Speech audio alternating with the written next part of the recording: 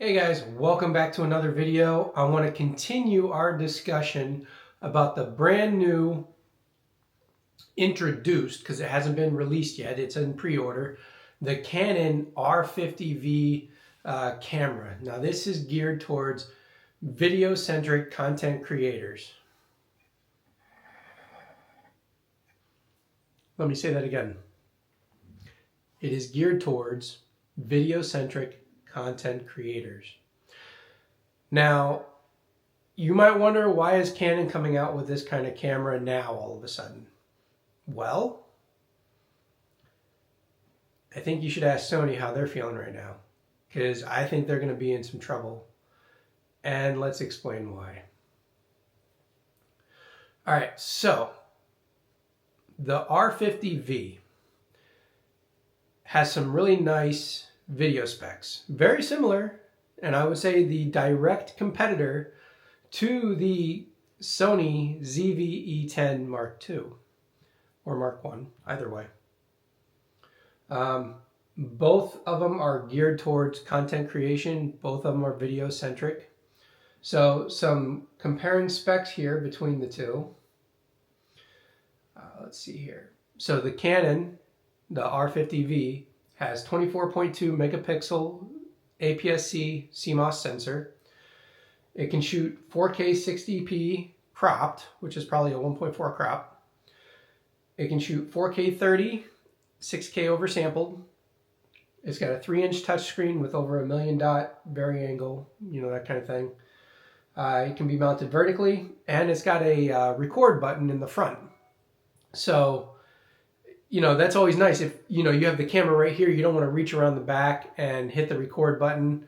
I know with my Canon R6 Mark IIs, if I push the shutter button down, it'll start recording. So it's kind of like a front recording button, which is nice.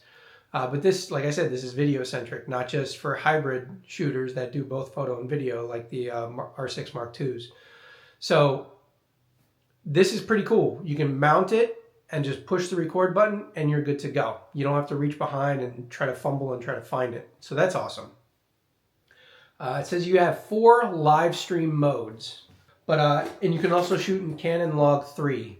Let's see here. It's got close-up demo. It can do AI, obviously skin smoothing. Let's see here. What else? It does have the Digic X image processor, which I believe is in the R6 Mark IIs, or maybe the R6 Mark I, and some of the other high-end Canon mirrorless cameras. So it's no slouch. It's got a really, really good image processor. Let's see here. It's also got a multi-function shoe similar to the R7, the R6 Mark II. So you could connect a microphone and or a speed light to the top of the shoe, and it'll work and connect and transmit information between whatever's on top to the camera. So that's pretty cool. And it is selling for $649 pre-order on B&H. So those are good specs. That's really good, and it's got interchangeable lenses. And if you haven't seen the video that I did yesterday, kind of comparing the R50V to the new Canon PowerShot V1, so the R50V uses interchangeable lenses. And if you are not aware, Sigma makes some fantastic lenses. I mean, really good high-end lenses. Right now it's just for the EF mount if you're a Canon shooter, but they have introduced some RF lenses. Now their RF lenses are specifically designed for the crop sensor APS-C cameras in the RF lineup. So that would be the R7, that would be the R50, R100. I know there's probably a couple more. And then obviously the R50V. And they have one lens that I think is a mind-blowing opportunity if you were to go with the Canon R50V, is an 18-50 f2.8 lens. That means throughout the entire zoom range between 18 millimeters and 50 millimeters, you can have an aperture of 2.8. and that is awesome. That is amazing.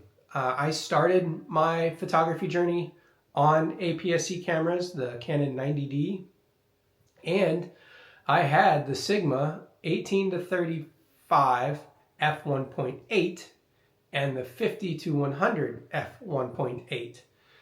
Both of them were internal zooms, and I had an aperture of 1.8 for the entire zoom range, and it was phenomenal. But they were made only for APS-C cameras, so it worked out perfect with the EF mount.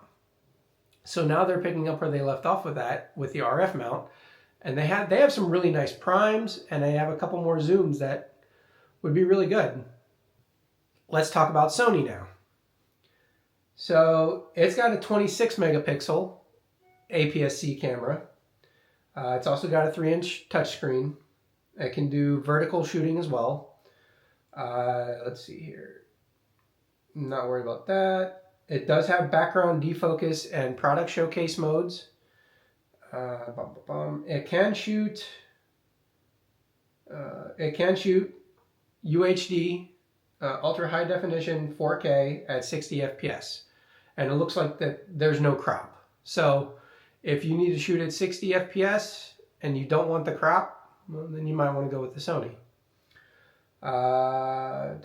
It's got 759 point fast hybrid phase detection. Not sure what that is. It does have real-time eye autofocus and tracking, which is really, really good. And it's got focus breathing compensation. So those are some really good internals. But that one is retailing on B&H for $998. So I'm no math wizard, but let's just round that up to $1,000. And the Canon is, let's say, $650. That's a $350 savings. And those are just for the camera bodies. That's not counting lenses or anything else. That's just for the camera bodies themselves. So the fact that Canon's putting this out for $650, that is a great bargain. And you can go to, let's pull it up here because I've got my laptop right here. So products, lenses,